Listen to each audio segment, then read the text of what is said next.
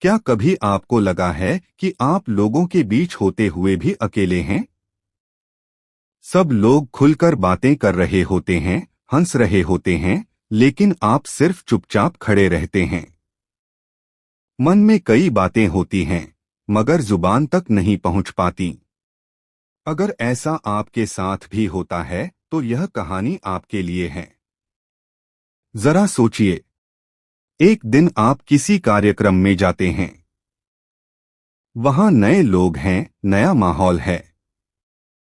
लेकिन इस बार आप घबराते नहीं।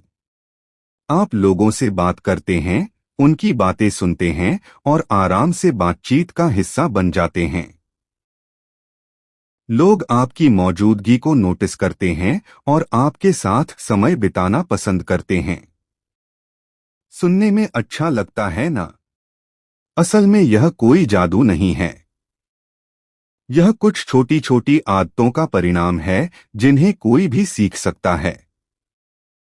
एक लड़के की कहानी सुनिए। विकास नाम का एक लड़का था। वह हमेशा लोगों से दूर रहता था। स्कूल हो या कॉलेज, वह ज्यादा किसी से बात नहीं करता था। उसे लगता था कि लोग उसकी बातों में दिलचस्पी नहीं लेंगे। एक दिन उसने फैसला किया कि वह खुद को बदलेगा। उसने सबसे पहले एक आसान काम किया। हर दिन किसी एक नए व्यक्ति से नमस्ते बोलना शुरू किया। बस इतना ही। शुरुआत में उसे अजीब लगा, लेकिन कुछ दिनों बाद उसे महसूस हुआ कि लोग उससे बात करने लगे हैं। यहीं से उसका बदलाव शुरू हुआ। सच्चाई यह है कि आत्मविश्वास एक दिन में नहीं आता। यह छोटे छोटे कदमों से बनता है। बहुत से लोग सोचते हैं कि अच्छे कम्युनिकेटर पैदा होते हैं, लेकिन ऐसा नहीं है। अच्छी बातचीत करना एक स्किल है जिसे सीखा जा सकता है। इसकी शुरुआत होती है सुनने से।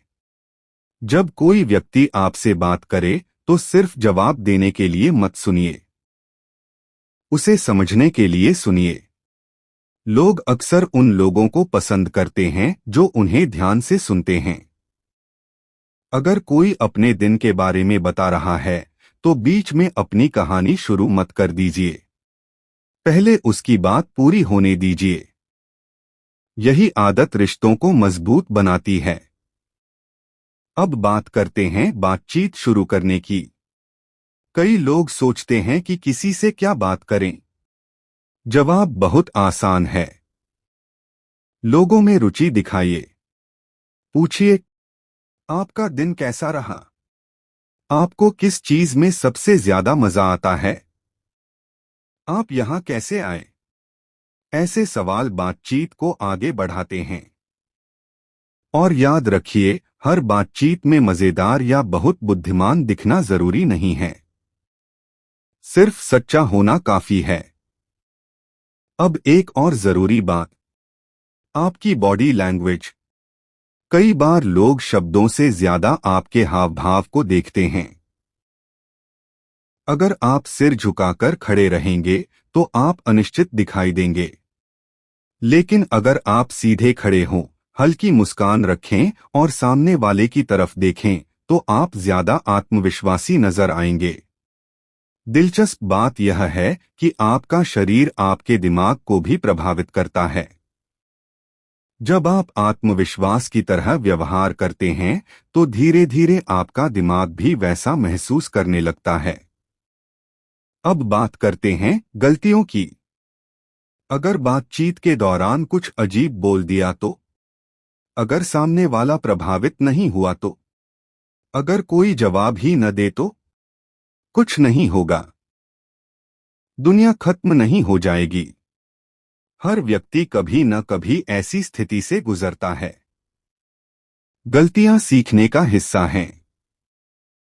जो लोग आज बेहतरीन वक्ता हैं, उन्होंने भी कभी शुरुआत की थी। अब एक महत्वपूर्ण बात, हर किसी को खुश करना जरूरी नहीं है। कुछ लोग आपको पसंद करेंगे, कुछ नहीं करेंगे, और यह बिल्कुल सामान्य है।